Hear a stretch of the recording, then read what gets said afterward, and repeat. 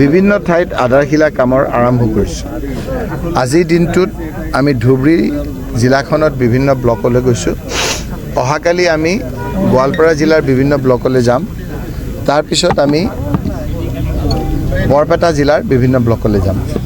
এইবাৰ আমি বঙাইগাঁও জিলাত যাব নোৱাৰিম, কাৰণ তাত কোড অফ কণ্ডাক্ট চলি আছে। তাৰ পৰৱৰ্তী সময়ত আমি মানকাছাৰলৈ যাব লাগিব।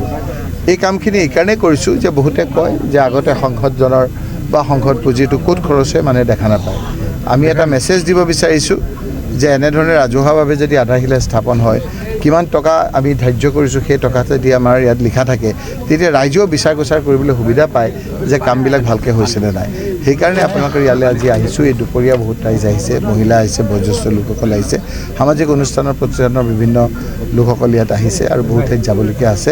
আপোনালোকৰ যোগেদি ৰাইজক আমি ধন্যবাদ জনাইছোঁ। হয় ছাৰ, এনেদৰে আগত কোনো বিধায়ক বা মন্ত্ৰী অহা নাই, আপুনি যে আহিছে, সমূহ অসমবাসীক কি মেছেজ দিব? এইটোকে কৈছোঁ যে মানুহৰ মাজত যদি আপোনালোকে থাকে, মানুহৰ মৰম পোৱা যায়। আজি আপোনালোকে চাওক, বহুতে ভাবিব পৰা নাছিল যে বদৰুদ্দিন আজমল ডাঙৰীয়া ইয়াৰ পৰা হাৰিব, কিন্তু ৰাইজে যেতিয়া বেয়া পালে, এনেকুৱা ধৰণৰে আপোনাৰ হৰুৱালে যে গোটেই পৃথিৱী বিখ্যাত কৰি 10 লাখতকৈ বেছি ভোটত জিকাইছে। এইটো এটা মেছেজ আমালৈ যে ৰাইজৰ মাজত থাকিব লাগে। সেইকাৰণে মই আজি আপোনালোকে চাওক, আজি ইয়ালৈ আহিছোঁ আৰু কেইজনে ৰাজনৈতিক কাৰণত মোক কৈছিল যে মই নিৰুদ্দেশ। আজি মই আপোনাৰ এই দুৰ্গা পূজাৰ দশমীৰ দিনা ইয়ালৈ আহিছিলোঁ। দশমীৰ দিনা 14 তাৰিখে মই ইয়াৰ পৰা যোৱাৰ পিছত 17 দিন হৈছিল।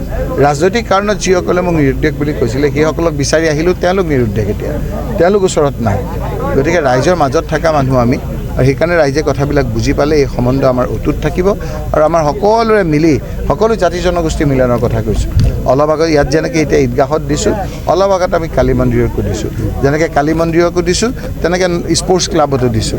আমি খেলা ধূলা, বিভিন্ন ধৰ্মীয় অনুষ্ঠান প্ৰতিষ্ঠানৰ যোগেদি এটা মেছেজ দিব বিচাৰিছোঁ যে হিমন্ত বিশ্ব শৰ্মাই যিদৰে আমাৰ এটা পৰিৱেশ নষ্ট কৰিব বিচাৰিছে, সেই নষ্টৰ বিপৰীতে আমি মিলনৰ বাৰ্তা আমি লৈ যোৱাৰ কাৰণে আমি এই যাত্ৰা আৰম্ভ কৰিছোঁ।